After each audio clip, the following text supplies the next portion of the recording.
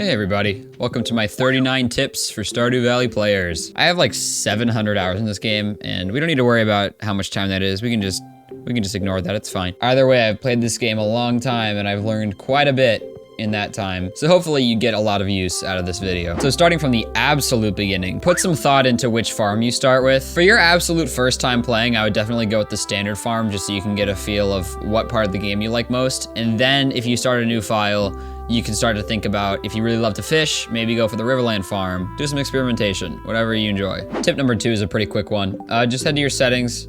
You see the always show tool hit location?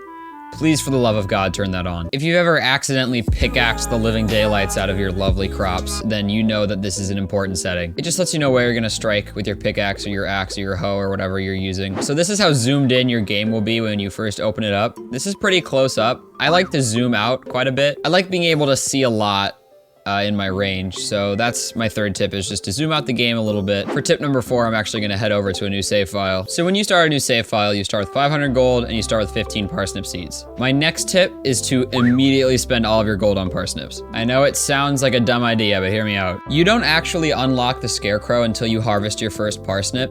So you're just gonna have to go scarecrowless until, oh, I'm an idiot. Until the 5th day, you're not gonna have any scarecrows. So I don't like to buy any super valuable crops at the beginning because if they get crowed, then you're just kind of screwed. I like to have as much immediate cash turnout as possible, so I usually spend all 500 of my starting gold on parsnip seeds and then plant all of them at once and then just harvest them all on the 5th and then go from there. Plus, if you spend all of your starting gold on parsnips, it comes out to an even 40. Which is perfect since the starting watering can water exactly 40 crops before running out of water. So 40 is just kind of the golden number to start with. Tip number 5 is just to kind of know what seeds to plant. Each season has tons of different seeds, and all of them kind of have their own uses. So you can kind of experiment for a bit to kind of learn what seeds are good. One thing I'm gonna go ahead and say, flowers suck. I'm sorry if I offended any of you, but flowers actually suck. Unless you're putting them next to like a bee house or something to make flavored honey. Flowers are the actual worst crop in the game. They have consistently terrible profits. So unless you want to show off your beautiful farm to all your Facebook friends, don't buy flowers because they suck. Tip number 6 is that field snacks are incredible. Once you hit level 1 foraging, you'll unlock the recipe for field snacks, which look like this. You just need 1 of each tree seed and it gives you 45 energy. Early on, when energy is kind of hard to come by, field snacks are so good, especially if you're like clearing your farm and running out of energy a lot because woodcutting takes a lot of energy. Why do I have so many pine cones? If I need to chop some trees earlier in the game, I like to just kind of keep all my seeds in my inventory so I can like look at them and say, oh, I need to cut oak trees, and then I'll target oak trees specifically. You can almost chop wood infinitely by immediately turning the seeds into field snacks and then eating them for energy. Tip number 7 is just to carry your hoe everywhere. Please don't take that out of context. A lot of times when you're walking around, you'll find little artifact spots, which are just a few worms just kind of wriggling in the ground. And you can't get these unless you have your hoe on you, and they can give you a lot of pretty good resources early on in the game. So I like to just carry my hoe everywhere I go. What's my horse's name? Trisket the Second. Love it. Oh, I can't go to the beach because there's a festival. Ugh, so I have to go to a different farm. For this tip, I'm going to my farm that I'm using for my current Beach Farm Let's Play series, which you should watch. It's really good. You're gonna love it. You should check it out. It's totally free. Did I though? It don't hurt nobody. You should go give it a look. Oh, an artifact spot.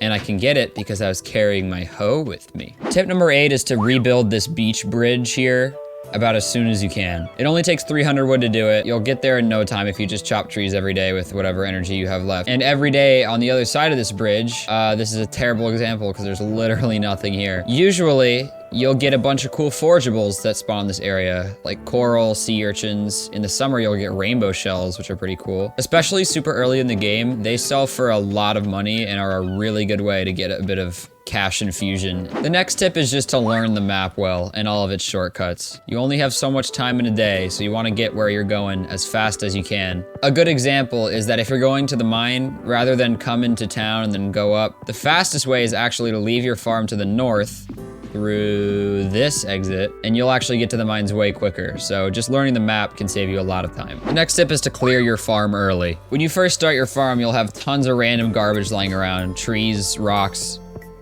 other things that I can't, bushes. I don't know why I couldn't remember the word for that. On my very first save file, I just cleared a little section like right in front of my house and then did everything there and ignored all the other stuff. And then once it hit like winter of my first year and I wanted to finally expand, the trees had multiplied so much that it took me so much time and energy just to carve out a little chunk of area. Whenever I have any energy left at the end of the day, I like to just clear some of my farm, because if you let the trees just do their thing, then eventually you're gonna end up with an absolute mess. The next tip is that the multi-harvest crops, especially strawberries, blueberries, and cranberries, are ridiculous. All three of those crops give you insane profit every time, especially the cranberries. Getting cranberries in fall is absolutely ludicrous. If I ever want to plant something and I don't know what to do, I almost always resort to blueberries or cranberries in summer and fall because they give you a ton of cash.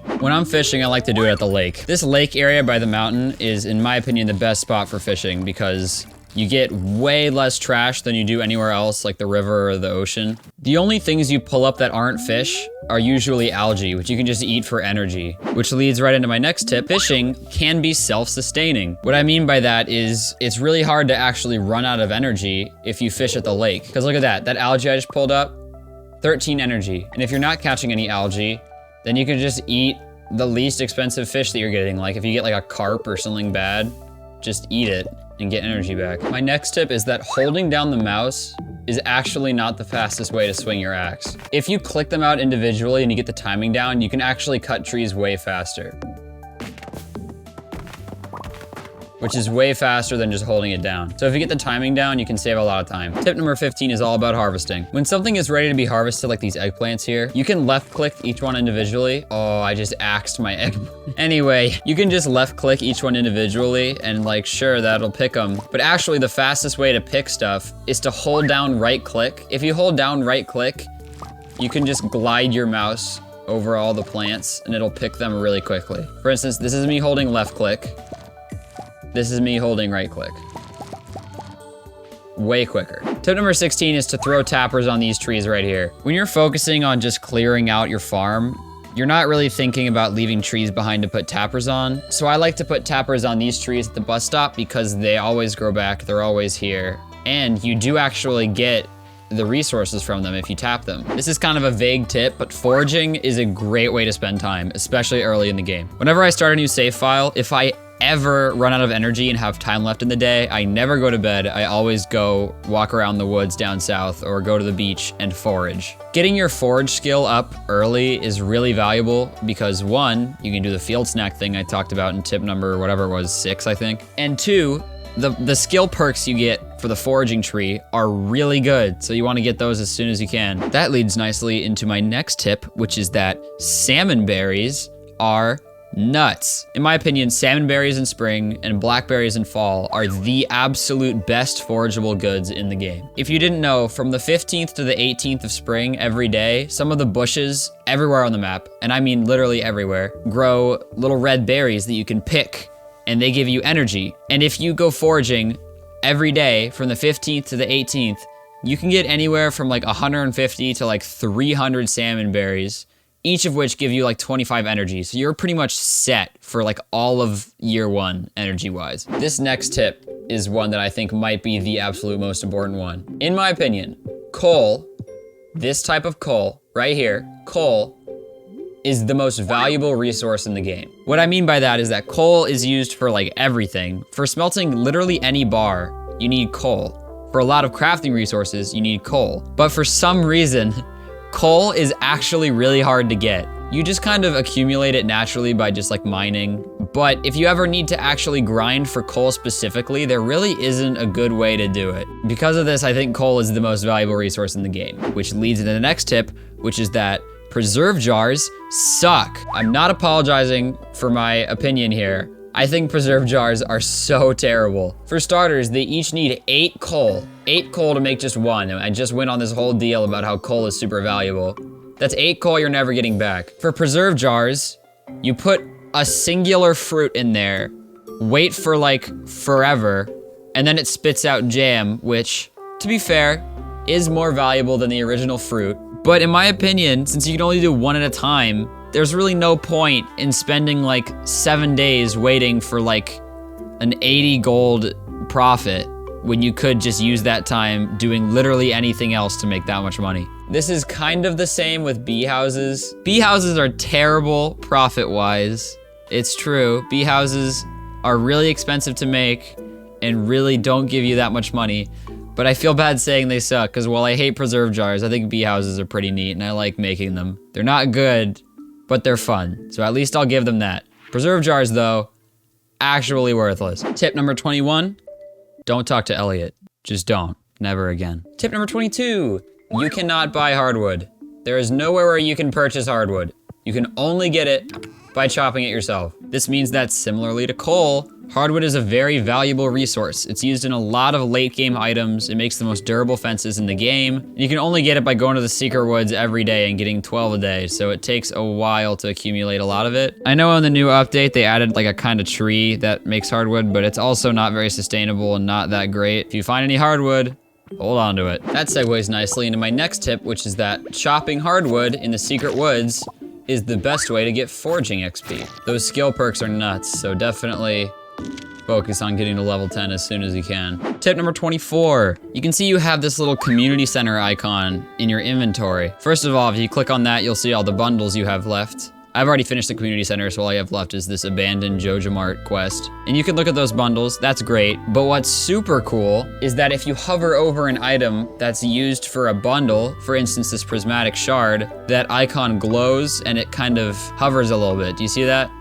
So this is it normally, and this is it when you're hovering over an item. Speaking of the community center, my next tip is to unlock the greenhouse as soon as you can. You can do this by finishing all the bundles in the pantry, so take a look at what you need for those and kind of plan ahead so you know what to plant when. Tip number 26 is to check the traveling cart every Friday and Sunday. It's true that almost everything this cart sells is overpriced like crazy, but a lot of times they'll sell things that you need for community center bundles. I usually get a lot of community center items from the traveling cart, so always check that. Tip 27, bring food everywhere you go. Late game, it's not as valuable because I have like a bajillion energy and I don't use it as often, but especially in like year 1 when energy is a huge limiting factor, I usually dedicate one of my inventory slots to maybe a bunch of spring onions or a bunch of field snacks, or usually a bunch of salmon berries. And then I just kind of have a source of energy that I can go to anytime I need it. My next tip is that although you don't actually get the level up messages until you go to bed, if you go to your inventory and go to your skills tab, these little skill meters actually update in real time. So you can actually tell during the day if you've leveled up, if you check this and you see that you've gone up one, even though you haven't gotten the message yet, and you won't until you fall asleep. It's just nice to know when you've made progress, you know what I mean? Speaking of skills, tip number 29, the Artisan perk, which you can get if you pick Tiller at level 5 and then Artisan at level 10, is cracked. All artisan goods are worth 40% more. That's all kinds of wines and all kinds of cheeses and everything like that. If you get the artisan perk and then make wine, like for example, I've got this huge ancient fruit field and then 2 sheds that are just packed with kegs. If you sell a bunch of wine with the artisan perk, you can get so rich so fast. Tip number 30, pet your animals. Petting your animals is not cosmetic. This is a poor demonstration because my animals all hate me. I have 0 hearts with them.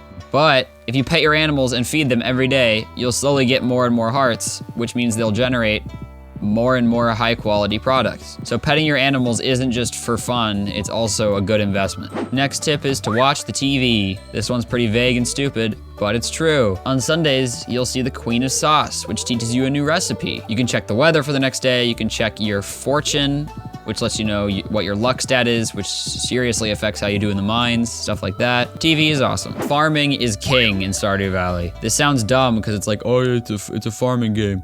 What I mean by that is that if you want to make a lot of money, farming crops is by far the best way to do that. You can fish, sure, you can go mining, whatever, you can forage, yeah, it's great. That's all great. For pure money making, farming crops is easily the best. Getting animals is fun and great, but is a pretty low priority overall. Animals are great, they're cute, they're fun to have, they give you some money, but given how much money and resources it takes to get animals going, it's really not a concern early in the game. My concern when I start is usually just getting a bunch of plants in the ground and getting a bunch of sprinklers on them. Tip number 34 is keep track of the birthdays. I have a little calendar here next to my bed so I can check everyone's birthday. Giving someone a gift they really like on their birthday is far and away the fastest way to get someone to be friends with you in Stardew Valley. And making friends is great because then they send you free stuff. And God knows I love making friends for strictly monetary gain. If you go mining early in the game, your priority should always be to go as many levels down as you can as quickly as possible. This is mainly because I like to get as many sprinklers as I can as soon as I can, and you can't do that until you hit the iron floors, because once you hit the iron floors, if you get some copper bars and iron bars, you can make the super basic sprinklers. Or if you go even farther down and get to the gold floors, you can make the quality sprinklers. Having a bunch of plants on sprinklers is way nicer than having to water for like 2 hours every morning. Speaking of sprinklers, tip number 36 is that I usually don't upgrade my watering can ever. Unless I'm on the beach farm, which doesn't let you use sprinklers, I just kind of deal with the normal watering can, and then by the time I get to summer in my first year, I strive to have like at least 30 sprinklers so I can just put a bunch of blueberries on sprinklers and not have to water them. So I usually don't upgrade my watering can, but that might be just me. I don't know. Tip number 37 is that if you head to the mines, originally this little area will be blocked off with a rock. My next tip is to get to this dwarf on the other side as soon as you can. He sells some pretty cool stuff. This is whatever. These are pretty cool. Mainly the rare crow is nice, and he sells the recipe for weathered flooring, which I think looks really pretty, so I always go for that. To mine through this rock, you need a gold pickaxe or better, which is expensive and takes a lot of time. But what a lot of people don't know is that you can just kind of put a cherry bomb here and it'll just blow it up.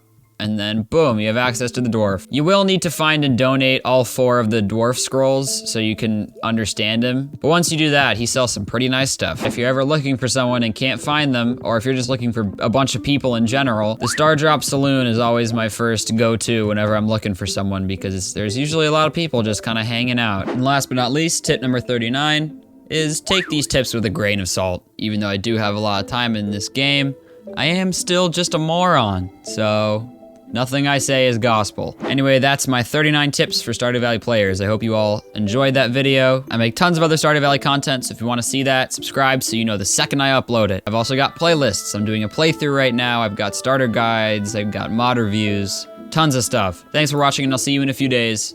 Goodbye.